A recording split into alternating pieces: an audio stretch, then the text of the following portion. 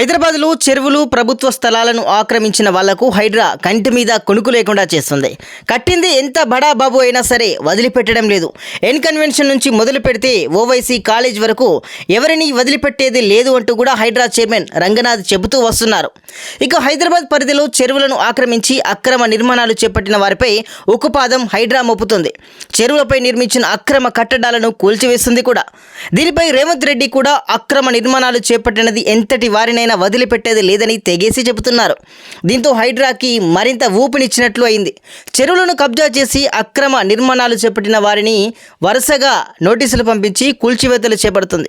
ఇక ఈ నేపథ్యంలోనే అక్బరుద్దీన్ ఓవైసీకి చెందిన ఫాతిమా ఉమెన్స్ కాలేజ్ కూల్చివేతకు హైడ్రా అధికారులు రంగం సిద్ధం చేసినట్లు తెలుస్తుంది. చంద్రాయన గుట్టలో సలకం చెరువులో 12 ఎకరాలు కబ్జా చేసి Fatima Owaisi KG2 PG free education college నిర్మాణం చేపట్టినట్లు హైడ్రాకు పలు ఫిర్యాదులు అందాయి. ఈ అంశంపై బీజేపీ నాయకులు ఓవైసీ సలకం చెరువు కబ్జా చేసి అక్రమంగా కాలేజీ నిర్మాణం చేపట్టారని హైడ్రా అధికారులు చర్యలు చేపట్టి ఫాతిమా కాలేజీని కూల్చివేయాలని డిమాండ్ చేశారు. దీనిపై విచారణ చేపట్టిన అధికారులు ఇప్పటికే కాలేజీ యాజమాన్యానికి నోటీసులు పంపారు. ఈ క్రమంలోనే హైడ్రా అధికారులు సలకం చెరువు ఏరియాను పరిశీలించి నోటీసులు ఇచ్చేశారు. దీంతో రేపో మాపో సలకం చెరువును కూడా కూల్చివేయనున్నట్లు కూడా ప్రచారం అయితే ఊపందుకుంది. ఇక సోషల్ మీడియాలో సలకం చెరువుకు సంబంధించిన శాటిలైట్ చిత్రాలతో పాటు ఫాతిమా కాలేజీ భవనాల వీడియోలు చక్కర్లు కొడుతున్నాయి. దీనిపై హైడ్రా అధికారులు చర్యలు తీసుకోవాలని నెటిజన్లు కామెంట్లు పెడుతున్నారు. దశాబ్దాల చరిత్ర కలిగిన ఎంఐఎం పార్టీ రాష్ట్ర రాజకీయాల్లో కీలక పాత్ర పోషిస్తూ వస్తుంది. దీంతో ఓవైసీకి చెందిన ఫాతిమా కాలేజీపై హైడ్రా అధికారులు చర్యలు తీసుకుంటారా లేదా అనేది ఇప్పుడు హాట్ టాపిక్గానే మారింది. ఇక ఈ కాలేజీ మొత్తం 12 ఫ్లోర్లుగా నిర్మించారు.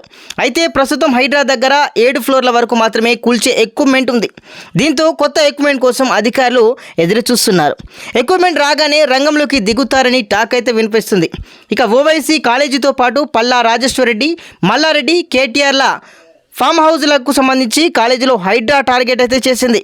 ఇక దాంతో సిపిఐ సిపిఎం నుంచి మొదలు పెడితే అన్ని పార్టీలు హైడ్రాకు మద్దతు పలుకుతున్నాయి.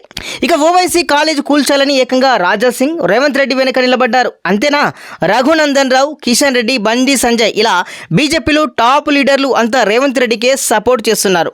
అయితే ఓవైసీ మాత్రం తమ జోలికి వస్తే చూస్తూ ఊరుకోమని వార్నింగ్ ఇస్తున్నారు.